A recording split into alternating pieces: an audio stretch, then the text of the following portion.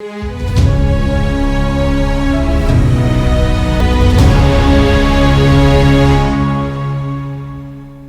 दोस्तों, राजनीति की बातें किताबों की कहानी में आपका एक बार फिर से स्वागत है। मैं हूं आपका दोस्त धर्मेंद्र कंवारी।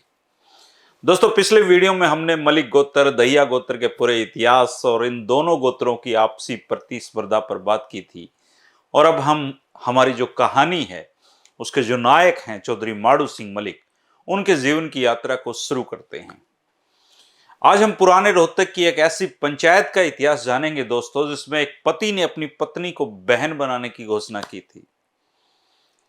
दोस्तों, हमारे गांव में अगर कोई बालक माड़ा हो, गात का अड़वा हो, तो उसको माड़वा या माड़ू कहते हैं।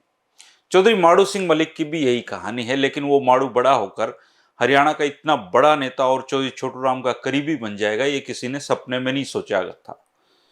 उनके जन्म की कहानी जानने से पहले आज हम ये जानते हैं दोस्तों कि रोहतक के कल्हावड़ गांव का इतिहास क्या है और वो पंचायत क्यों हुई थी जिसमें एक पति ने अपनी पत्नी को बहन के समान मानने की घोषणा की थी।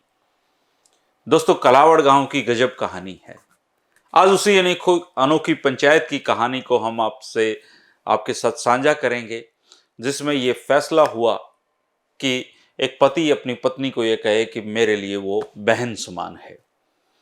दिल्ली से फाजिल्का जाने वाली रेल और शाही सड़क पर सांपला और रोहतक के बीच में कल्हावड़ गांव है। दोस्तों, बताते हैं कि कारोर, गांधरा, अटायल और कल्हावड़ ये चारों गठवाड़ा गोत्री गांव गामड़ी से निकले हैं। और कल्हावड़ गांव के दुर्गानपन्ना के ठोड़ा संडास में एक हेली होती थी दोस्तों, और उस हेली में रहने वालों को हेली वालों के नाम से पुकारा जाता था। और छुड़ानी जिला रोहतक के प्रसिद्ध गरीबदास जो संत थे, उनका प्रभाव उन पर था। हेली वालों के परिवार का हर सहाय नाम का व्यक्ति संत गरीबदास के प्रभाव में आकर आत्म आनंद की प्राप्ति के लिए वनखंड में चला गया था। बहुत सालों तक उन्होंने वनखंड में तपस्या की और इसके बाद वो जब वापस गांव आए तो उनके आचार विचार बिल्कुल साधु संतों जैसे हो गए थे। इसके बाद मनुष्य उसे बनखंडी बाबा कहकर पुकारने लगे। हर सहाय बनखंडी बाबा कहे जाने पर खुश नहीं होता था, क्योंकि विधिवत वह विवाहित था और सन्यासी नहीं बना था। हाँ, ये जरूर सत्य है कि उनकी गृहस्थ जीवन में कोई रुचि नहीं रह गई थी और वह वैराग्य प्रधान जीवन व्यतीत करना चाहते थे। बनखंडी की ससुराल वालों को जब ये पता चला कि हरसहाय गांव में वापस आ गया है, तो उन्होंने बार बार आग्रह किया कि वो अपनी पत्नी को मायके से लेकर जाए। बार बार कहने पर भी हरसहाय के कान पर जू नहीं रहेंगी, तो उनकी ससुराल वाले जो सिसाना गांव के थे, पंचायत लेकर कल्हावड़ गांव में आ गए। पंचायत का प्रभाव भी हरसहाय पर नहीं पड़ा और वह अपनी हट पर दृढ़ बना रहा कि मैं अब सन्यासी हो चुका हूं, मन से गृहस्थ जीवन में मेरी कोई रुचि नहीं है। और अंत में सिसाना की पंचायत ने यह कहा कि हरसहाय ये घोषणा करे कि उसकी पत्नी उसकी मां बहन के समान है। बनखंडी बाबा ने निसंकोच खड़े होकर पंचायत के सामने हाथ जोड़कर कहा कि मेरी पत्नी ही नहीं अपितु संसार की जितनी महिलाएं हैं वो सब मेरे लिए मां और बहन के बराबर हैं। बनखंडी बाबा की घोषणा के बाद पंचायत को सम्मान के साथ सिसाना वापस भेजा गया और बनखंडी बाबा की पत्नी को जब इस बात का पता चला तो देखिए दोस्तों, उस समय के तो उन्होंने अपने पति का अनुसरण करते हुए खुद भी वैराग्य धारण कर लिया। बनखंडी बाबा जो हरसहाय थे, उनके छोटे भाई राम सहाय था। बनखंडी बाबा के आचार विचार का इन पर भी जादुई प्रभाव पड़ना था और इनका समस्त परिवार गरीब पंथ का अनुयायी हो गया। इसका परिणाम यह हुआ कि गांव वाले इनको साध कहने लगे। जिला रोहतक के बहुत सारे गांव में अनेक लोग ऐसे आपको मिलेंगे, परिवार जिनको साध नाम से पुकारा जाता है। गरीब पंथ में साध कहलाने के लिए बाह्य आडंबर की अपेक्षा नैतिक मूल्यों पर अधिक बल दिया जाता है और इस पंथ की मान्यता के अनुसार गृहस्थ धर्म का पालन करते हुए भी साध बना जा सकता है। कल्हावड़ गांव की तत्कालीन आर्थिक परिस्थितियां सामान्य थी दोस्तों। गांव में नहरी पानी का अभाव होता था, ऊपर से अकालों का दबाव होता था और जैसे जैसे गांव के लोग 2 जून की रोटी का जुगाड़ करते थे, बड़ी मुश्किल से। राम साहब भी ऐसे ही लोगों में से एक था और इनके लिए सरकारी माल जो था वो कठिन हो जाता था देना, उस समय की आम समस्या थी। एक घटना और सुनाता हूं दोस्तों, बहुत गजब की है कि सरकारी माल न देने के कारण राम साहब पर उगाही का दबाव पड़ने लगा था और रुपयों के लिए वो इधर उधर हाथ पांव मार रहे थे। परंतु कहीं से भी पैसे का जुगाड़ नहीं हुआ और अंत में राम सहाय की जो माता हैं वो अपने बेटे बनखंडी बाबा के पास सहायता की गुहार लेकर गई। अपनी माँ को आया देखकर बाबा ने कहा कि मैं तो सांसारिक मोह माया के बंधनों से मुक्त हो चुका हूं माँ, मैं तुम्हारी क्या मदद करूं। माँ ने बहुत कहा लेकिन बनखंडी बाबा इसी बात पर रहे कि मैं कुछ नहीं कह सकता, लेकिन भगवान के दरबार में आपकी मदद की गुहार जरूर लगाऊंगा। माता जी के लिए तो यह कोरा आश्वासन ही था, उससे पेट नहीं भरना था, तो निराश मन से वो गांव की तरफ चल पड़ी। रास्ते में चलते चलते उनको एक चांदी का आभूषण मिला। माँ ने उसको देखा और उठा लिया और इसके बाद अब उस परिवार के प्रयोग में लाना पाप और चोरी का काम उनको लगा। लेकिन दूसरे बार विचार आया कि बेटे के पास गई थी, हो सकता है उनकी प्रार्थना के लिए भगवान ने मुझे ये दिया हो। और वो इसके बाद वो चांदी के जो आभूषण है घर लेकर गई और उनको बेचकर राम सहाय ने सरकारी माल का भुगतान किया। राम सहाय के हरदयाल और रामनाथ नाम के 2 बेटे हुए। हरदयाल बचपन से तेज बुद्धि था और उसमें जन्मजात प्रतिभा थी, परंतु औपचारिक शिक्षा का गांव में कोई प्रबंध उस समय नहीं होता था और ये आम एक थी कि उस समय स्कूल थे ही कहाँ। जब हरदयाल 12-13 साल का हुआ तो उस समय कल्हावड़ गांव में सर्वे का काम करने के लिए हैरिसन नाम का एक व्यक्ति, एक अंग्रेज आया। दोस्तों देखिए जिंदगी मोड़ कैसे लेती है। हरदयाल अपने यहाँ तो जेसीबी चलती है तब भी लोग उसको देखने लग जाते हैं और उस समय कोई अंग्रेज सर्वे कर रहा था तो उसको देखने बच्चे भी जाते थे।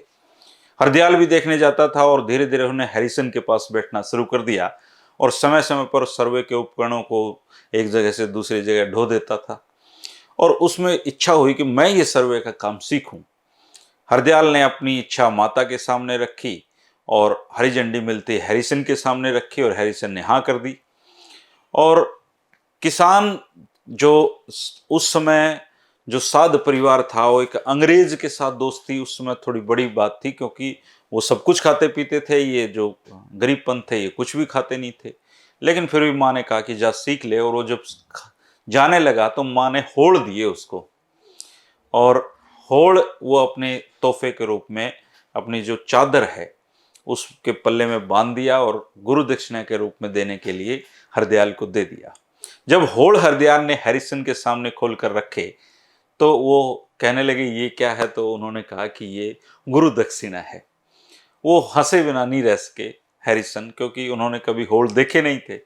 जब हैरिसन होड़ खाने लगा तो उसके हाथ और मुंह काले हो गए और ये देख के हरदयाल भी मुस्कुराए बिना नहीं रह सका और हंसी और मुस्कुराहट के वातावरण में फिर हरदयाल शिष्य बनकर हैरिसन से सर्वे का काम सीखने लगा। हैरिसन बहुत अच्छा इंसान था और थोड़े दिनों में उन्होंने हरदयाल को सारे सर्वे के गुण सिखा दिए। कुछ साल के बाद हैरिसन की सिफारिश पर नाभा रियासत के सर्वे विभाग में हरदयाल को नौकरी भी मिल गई। नाभा रियासत में रहते हुए हरदयाल ने पटियाला, फरीदकोट और जींद रियासत के राजघरानों से भी संबंध स्थापित कर लिए और परिवार की आर्थिक स्थिति अच्छी होती चली गई। आर्थिक संपन्नता के कारण उन्हें कभी अभिमान इसलिए नहीं हुआ क्योंकि सब गरीब दास पंथ का मानते थे, साध परिवार से संबंध रखते थे और आचार विचार संबंधी मान्यताओं का उल्लंघन कभी उन्होंने जीवन में किया नहीं। जब कभी वे छुट्टी लेकर गांव जाते तो निकट संबंधियों की मदद भी करते थे और गरीबदासी साधुओं के लिए गांव में एक मंदिर बनाया था कल्हावड़ में। जो साथी कल्हावड़ जाते हैं उनको पता होगा कि क्या आज भी वो मंदिर है। और इस मंदिर में गरीबदास की वाणी का नियमित पाठ होता था। गरीब पंथ में मांस, मदिरा, अंडा आदि खाने की, तमाकू की निषिद्ध है और सारा परिवार इसलिए इन व्यसनों से बचा रहा। हरदयाल के घर में हुक्के की सिलम भी नहीं आती थी और जब कोई हुक्का पीने वाला अतिथि घर आ जाता था तो पड़ोसी के घर से हुक्का और बनिए की दुकान से तंबाकू मांगकर घर के बाहर ही हुक्का रख देते थे, वहां पी लो भाई। हरदयाल ने सबसे पहले अपने परिवार के लिए पक्का मकान बनवाया था गांव में और इसके बाद इस परिवार वालों को हेली वाला परिवार कहा जाता है। 1857 के गदर के समय हरदयाल गांव में थे और उन्होंने गांव की सुरक्षा के लिए गांव के चारों तरफ खाई खुदवाई थी जिससे कोई आक्रमणकारी की गांव में आबादी में प्रवेश न कर सके। और हरदयाल के प्रयासों से ही गदर के समय गांव संगठित रूप में रहा और इसका परिणाम यह निकला कि गदर के समय गांव पर कोई आक्रमण किसी प्रकार का नहीं हुआ। हरदयाल सात्विक विचारों के थे ही, लेकिन गरीबदासी पंथ के आचार व्यवहार विचार में सदा सावधान रहते थे और राजघरानों के रहन सहन का उन पर कोई प्रभाव नहीं पड़ा था।